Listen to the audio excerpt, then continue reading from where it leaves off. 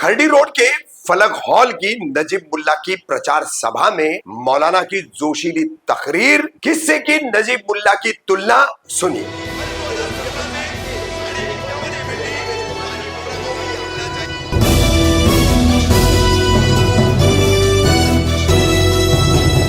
मैं रफीक कामदार हिंदुस्तानी रिपोर्टर पे आपका स्वागत है। मौजूदा मोबरा कलवा विधानसभा चुनाव क्षेत्र से राष्ट्रवादी कांग्रेस पार्टी अजीत पवार गुट महायुति के उम्मीदवार नजीब मुल्ला, इनके नामांकन और नामांकन के पहले से एक मत प्रवाह यानी कई लोगों में एक जैसे विचार का पनपना या उसने जगह बनाना, तो मुस्लिम आमदार, तो अब की बार मुस्लिम आमदार होना चाहिए। तो इस मुस्लिम आमदार का धागा पकड़ते हुए अब नजीब मुल्ला का प्रचार भी चल रहा है। उनकी प्रचार सभाओं की खबरें हम आपको दिखा रहे हैं। उनकी आज तक की कई सारी तकरीरें हमने आपको दिखाई, सुनाई। क्या कहते हैं नजीब मुल्ला, किस तरह से वो अपने प्रमुख प्रतिद्वंदी जितेंद्र आव्हाड को घेरते हैं। लेकिन 4 नवंबर को खरडी रोड स्थित फलक हॉल में उनके प्रचार के लिए सभा रखी गई थी। डावला गांव जो बिल्कुल खरडी रोड से थोड़ा आगे पड़ता है, तो वहां के लोगों को मिलाकर के खरडी रोड और उसके आसपास के तमाम इलाकों के लोगों की ये सभा रखी गई थी। इस सभा में एक मौलाना आए थे जिन्होंने बेहद जोशीली तकरीर की।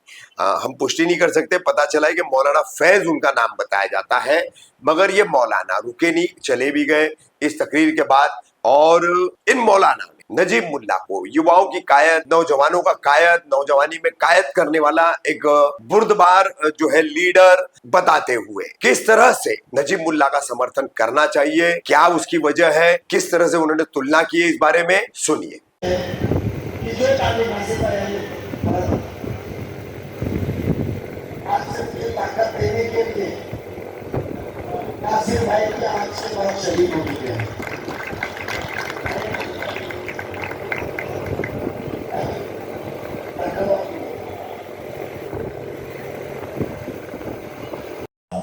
यहाँ बैठे ही और गुफ्तगू समाअत कर रही हैं। सारे लोग कुछ ना कुछ उम्मीद लेकर के आए होंगे। बहुत कम ही लोग ऐसी जगहों पे सिर्फ सुनने के लिए आती हैं और कुछ ना कुछ उम्मीदें ज़रूर रहती हैं।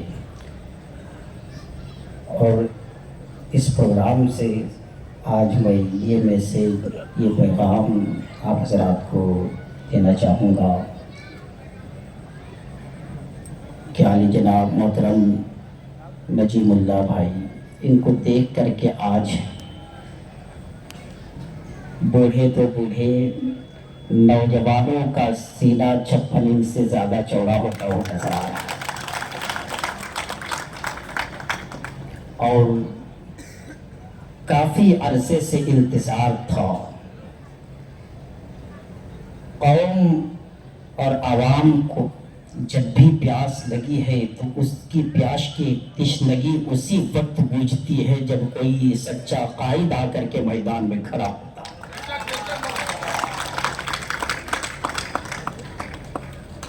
बहुत देख लिया लोगों ने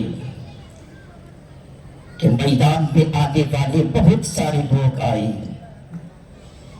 एक नहीं अनेक तरह की लालच देकर के मैदान में उतरे, मगर अवाम ने यही देखा कि जहां बेवाएं सिसक रही थी उनकी सिसकियां खत्म न हुई, जहां नौजवान तड़प रहे थे उनका तड़पना खत्म न हुआ,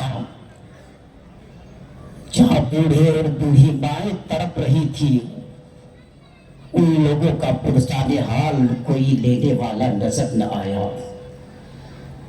तब ये अवाम फैसला कर ली कि कोई उठे कायद बन के नौजवान की शक्ल में, जो याद दिलाए उन नौजवानों की जो करबला के मैदान में अली अकबर ने जवानी की शक्ल में याद दिलाया था।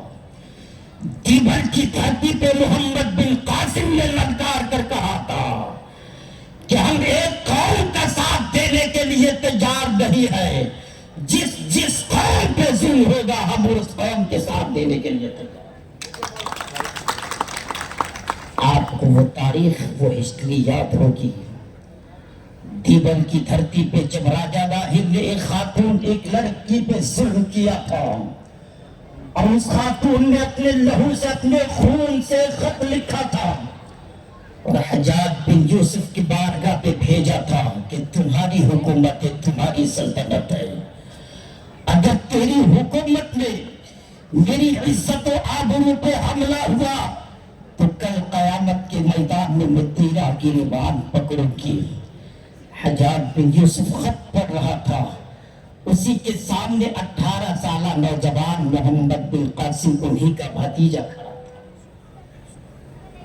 पूछा चचा क्या पढ़ रहे हो?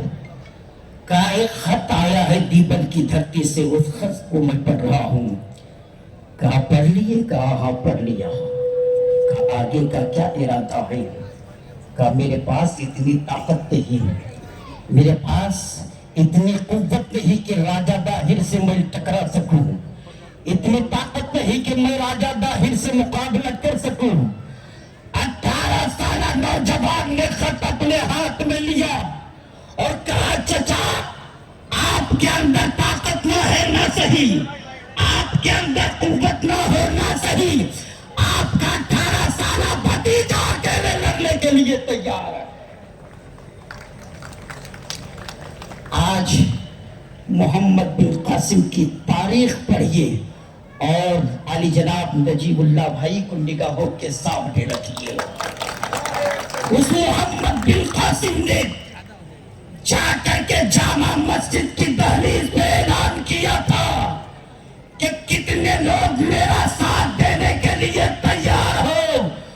तारीख का इंपॉर्टेंट चैप्टर गवाह है कि नौजवान को नौजवान, बूढ़े भी यही सदा देते हुए आवाज लगाए थे कि ये बताओ मोहम्मद बिन कासिम अगर कुछ वक्त हो तो कुछ खा पी करके निकलते हैं और अगर वक्त नहीं तो इसी वक्त हम निकलने के लिए तैयार है। मोमरा वालों डंके की चोट पे कहो, मोमरा वालों डंके की चोट पे कहो नजीबुल्लाह भाई हम प्यासे थे कि कोई उठे जो मोहम्मद बिन कासिम का हौसला लेकर के मैदान में आए। तुम आ गए हो, हम सीना तान के कहते हैं कि एक बार नहीं जब जब मौका मिलेगा हम आपका साथ देने के लिए तैयार।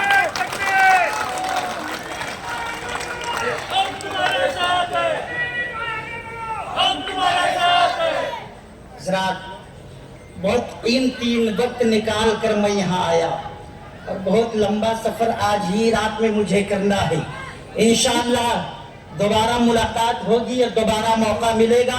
बहुत अहम गुफ्तगू आप समाप्त करेंगे और दिल की तख्ती पे नोट करने वाली बात, आज अगर इनकी हौसला अफजाई हम नहीं करेंगे तो कहीं इसकी सजा कई साल तक हमें भुगतना है। इसलिए जब आए हैं मैदान में और क्या हौसला लेकर के आई है, अभी इनकी उम्र क्या है आप तो देख ही रहे हैं यार। ऐसे लोग जब मैदान में आते हैं तो फिर उनका गरज, उनकी आवाज शेरों से कम नहीं हुआ करती है।